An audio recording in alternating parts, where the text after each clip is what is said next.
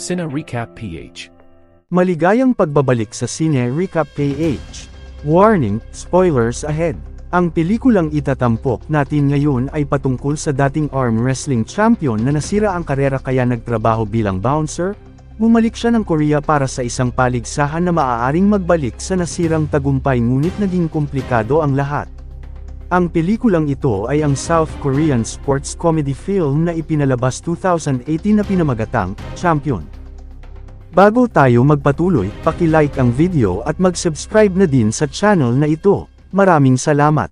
Sa isang bar sa Los Angeles, si Mark ay nagtatrabaho bilang bouncer matapos masira ang karera na 5 taong kampiyon sa punong braso, kagagawa ng kaibigan niyang si Jin Ki na palagi niya nalang tinutulungan dahil sa bisyo sa sugal.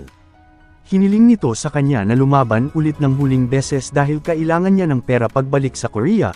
Masyadong maunawain si Mark sa kaibigan kaya pinagbigyan niya ito kung saan kilala si Mark sa larangan.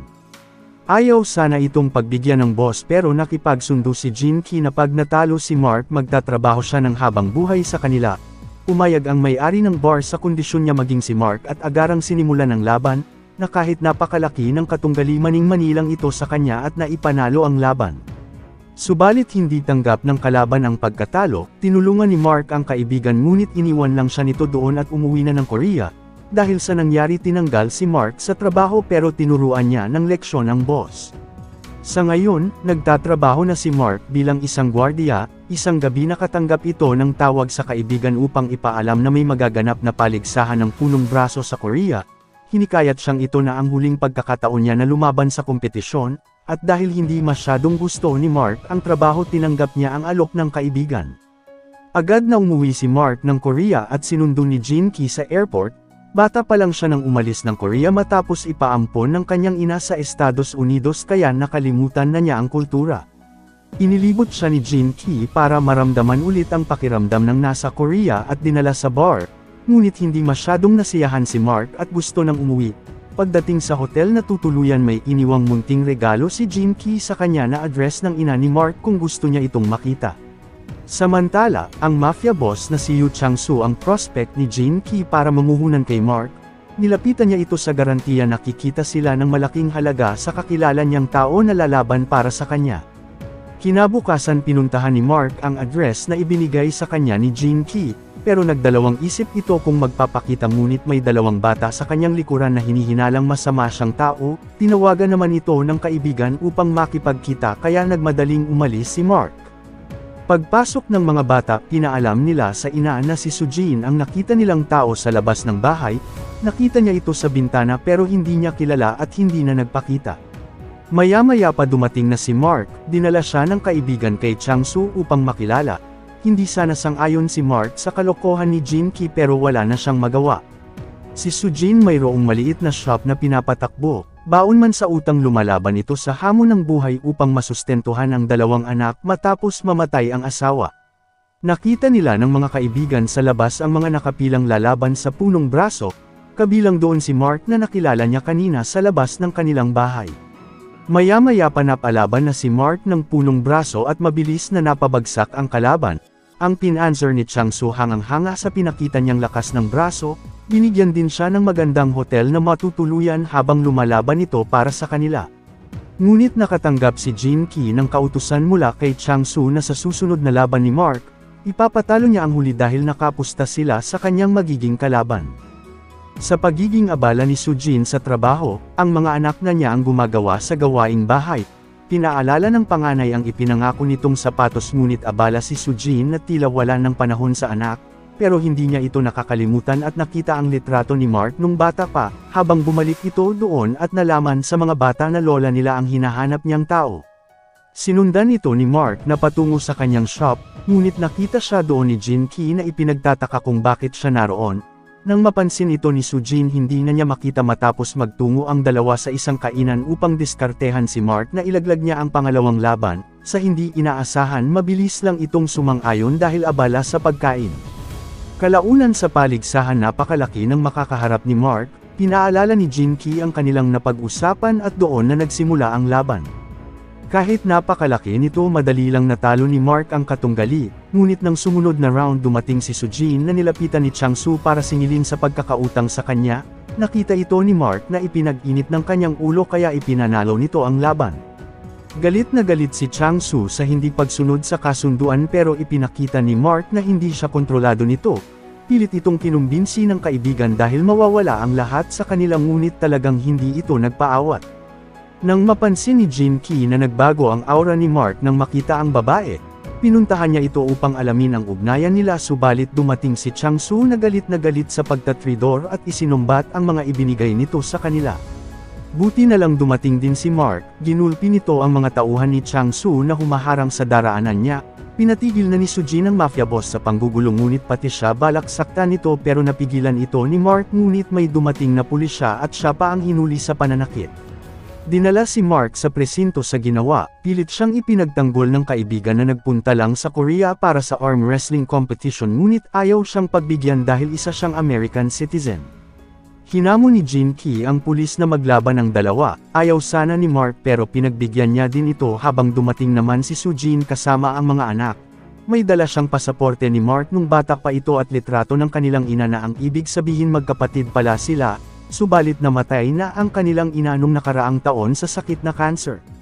Si Sujin ang nagpaliwanag sa nangyari na tinulungan lang sila ni Mark, sa pakiusap din ng mga bata na kalabas si Mark ng presinto.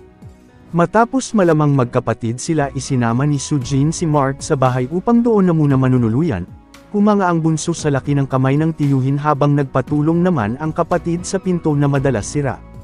Nang makita ni Mark ang litrato pinuntahan niya ito sa labas, naroon lang din si Sujin sa likuran na iniiwasan ito pero nang magkausap ang dalawa, sinabihan siya ni Sujin na maaari siyang tumira roon kahit kailan niya gustuhin. Sa loob nakita ng mga bata ang medalya ni Mark sa bag, pagpasok nito gusto na niyang umalis sa kabila ng pagpigil ng mga bata na gusto siyang makasalo. Nakita niya sa labas ang mga tao ni Chang-Su na balak singilin si Sujin sa pagkakautang sa kanilang boss. Ang baguhan masyadong matapang sa kabila ng babala ng kasamahan kaya binigyan niya ang dalawa ng leksyon at hindi na pinabalik sa lugar.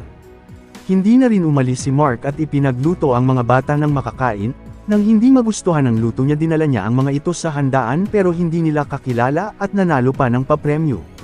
Sa kabila nito si Jin-Ki may pinaplano para kay Mark, pag-uwi ni Sujin masayang ikinwento ng mga bata ang pagdala ng tiyuhin sa kanila sa isang masarap na handaan. Nang gabing yun dumating si Jin-Ki kasabay ang mga bata, hinikayat niya si Mark na sumali sa maliit na paligsahan sa Busan at gamit ang mga bata na papayag niya ito. Agaran silang nagpunta kasama si Sujin, sobrang bagal ng kanilang takbo dahil sa trauma nito sa pagkamatay ng asawa sa aksidente, tinuruan ni Mark ang kapatid upang bumalik ang kumpiyansa sa pagmamaneho. Kalaunan, ang event ay para kay Kambo, ang #1 champion ng punong braso sa buong Korea. Nakalaban ito ni Mark habang may pinaplano si Jin-Ki na gumawa ng dokumentaryo sa buhay niya upang makilala ng lahat, hindi inasahan ni Kambo na may makakatalo sa kanya sa laban. Dahil sa naging biyahe naging malapit na kay Mark ang pamilya lalo na ang mga bata, nagkausap din ang dalawa patungkol sa kanilang ina na pinagsisihan nito na ipinaampon si Mark noon at naging masaya ang mga huling gabi ng magkapatid. Nang lumabas ang dokumentaryo sa buhay ni Mark naging maganda ang kinalabasan ng istorya. Ginawa ito ni Jin-Ki upang makaakit ng sponsor para kay Mark sa darating na paligsahan. Pag-uwi ni Sujin ng bahay, si Mark na ang gumagawa sa gawaing bahay, ipinaalala ulit ng anak ang sapatos sa ina ngunit tila nakalimutan na naman ito. Ang totoo may binili talaga si Sujin pero balak niyang ibigay bilang sorpresa sa anak. Kalaunan pag-uwi laking gulat niya nang makitang inayos ni Mark ang sirang pinto at nilinis ang mga nakakalat niyang paninda. Samantala, dating may negosyo ang ama ni Jin-Ki noon ngunit na bankrupt sa kagagawan ng kaibigan, nabaon sila sa utang kaya ngayon nagtatrabaho ang ama bilang parking security. Ito ang dahilan kung bakit ginagawa niya ang lahat at pinapasok ang ilegal upang matulungan ang ama na mabayaran ang mga pagkakautang. Pag-uwi ni Mark may dala itong pasalubong para sa mag-ina, masaya din siyang inaalagaan ang mga pamangkin at nalaman sa bata na nakita niya minsan ang lola na nag-email noon sa kanya. Ngunit wala pa ring nakuhang sponsor si Jin-Ki para kay Mark, lumapit siya ulit kay Chang-Su upang ilakad si Mark matapos matalo sa isang match ang champion sa Korea. Subalit ayaw na siyang pagbigyan dahil may nakuha na ang mafia boss na nagngangalang Punch, kakalabas lang sa kulungan na kilala noon sa lakas ng punong braso ngunit masyadong brutal sa laban. Sa mga oras na iyon nabasa ni Mark ang email sa kanya ng ina noon, Humihingi ito ng tawad sa ginawa na gusto siyang makita at nalaman na kinupkup niya lang ang pamilya ni Sujin nang mamatay ang asawa nito. Itinuring niya ng pamilya ang mag-ina pero hindi talaga sila magkadugo. Kinabukasan sa biyahe hindi na nagsasalita si Mark sa nalaman, muntikan na silang maaksidente sa kagagawa ng isang motorista pero sinabihan niya ito dahil may sakay silang mga bata. Bago bumalik pinagbigyan ni Mark si Sujin na aminin ang itinatago niya pero wala itong sinabi, tumuloy na sila at dinala sa libingan ng ina upang bumisita. Nang maiwan ang dalawa kinompronte ito ni Mark sa pagsisinungaling ni Sujin na magkapatid sila. Nagalit siya sa ginawa nito dahil umaasa siyang mayroon pa itong pamilyang babalikan. Itinuring mang totoong ina ni Sujin ang kanyang ina ngunit masama ang loob ni Mark maging sa kaibigan na alam na ginagamit lang ito para sa sariling interes. Na hinahayaan niya lang dahil kapatid na ang turing niya kay Jinki pero napuno na siya ngayon. Matapos nang nangyari pinili na muna ni Mark ang mag-isa. Ganun pa man inihanda niya rin ang sarili para sa darating na paligsahan sa Korea na arm wrestling champion. Abala rin ang lahat ng mga makakatunggali niya sa pagsasanay. Sa kabila ng pagtatalo ng magkaibigan pinag-aaralan pa rin ni Jinki ang kakayahan ng bawat kalahok sa paligsahan. Dumating na ang araw ng paligsahan, gusto mang manood ng mga bata hindi pumayag ang ina dahil sa nagawa niya kay Mark sa kabila ng pagpupumilit ng mga bata. Bago pa ang kompetisyon, kinausap ulit ni Jinki si Mark para ibigay ang ginawa niyang estratehiya at nangakong aayusin na ang lahat upang manalo ng magkasama. Kalaunan nagsidatingan na ang mga kalahok para sa paligsahan, hiningan si Mark ng mensahe para sa pamilya pero hindi ito nagsalita habang napapanood ng dalawang bata sa telebisyon, nagplano ang mga ito na pumunta upang magbigay suporta. Maya-maya pa nagsisimula na ang tagisan ng mga kalahok, nangunguna sa puntos si Combo. Si Mark at ang brutal na kakalaya lang nakalahok na si Punch. Isang laban ang muntikang matalo si Mark buti na lang napansin na nakataas ang braso ng katunggali. Inulit ang laban kung saan siya ang nanalo subalit may binabalak si Changsu dahil malaki ang pusta ng pin-answer sa manok nila. Binayaran ng mga ito si Jinki ng doble sa makukuhang premyo sa paligsahan. Pero tumanggi ito dahil gusto na niya ng maayos ang lahat subalit ginamit ng mafia boss ang kanyang ama sa perang makukuha nila na sasapat na para mabayaran ang pagkakautang. Tinanggap na niya ang alok at pinaalam kay Mark na doble ang perang makukuha nila kung ipapatalo niya ang huling laban. Dismayado na naman ito sa kaibigan dahil hindi pera ang dahilan kung bakit siya lumalaban, gusto niyang ibalik ang dignidad na nawala ng ibenta nito noon ng laban. Dumating na ang dalawang bata ngunit ayaw silang papasukin dahil walang kasamang matanda. Tamang-tama namang dumating doon ang kaibigan ng ina at pinaalam kay Sujin na abala na nanunood ng laban sa online. Sa loob nakita ni Jinki ang mga bata na naroon para suportahan ang kaibigan. Magsisimula na din ang semifinal rounds kung saan ang maglalaban ay si Mark at Combo. Di nagtagal sinimula na ang laban, masyadong madulas ang kamay ng dalawa kaya nilagyan ito ng tali ngunit naputol pa din sa lakas ng dalawang kalahok. Nang sumunod na eksena nagpatagisan ang dalawa ng lakas at sa huli si Mark ang nanalo na may respeto sa isa't isa. Matapos nito nakita ni Mark si Jinki na kasama ang tao ni Changsu. Gusto niyang ibalik sana ang pera subalit ayaw ng pumayag ng mafia boss, pero dumating doon si Mark at tinulungan ang kaibigan sa kabila ng mga pagbebenta nito ng laro. Kalaunan magsisimula na ang huling laban, nakita ni Mark ang mga bata na naroon para suportahan siya habang patungo na rin doon si Sujin. Hindi nagtagal nagkaharap na si Mark at Punch, subalit nandaraya ang ex-convict na ikinagalit ng mga manunood kaya nilagyan sila ng tali sa kamay. Dumating na si Sujin doon para manood, nahihirapan naman si Mark dahil sa pananakit ng kamay na kagagawa ng pandarayan ng kalaban. Nang makita ni Mark na naroon si Sujin na alala niya ang mga masasayang sandali kasama ang itinuturing ng pamilya, ito ang nagbigay ng kalakasan kay Mark para lumaban hanggang sa nagawa niyang mapabagsak ang katunggali at dineklarang champion sa buong Korea. Masayang masaya ang lahat sa pagkakapanalo ni Mark lalo na ang kaibigan at ang pamilya na ngayon naging maayos na.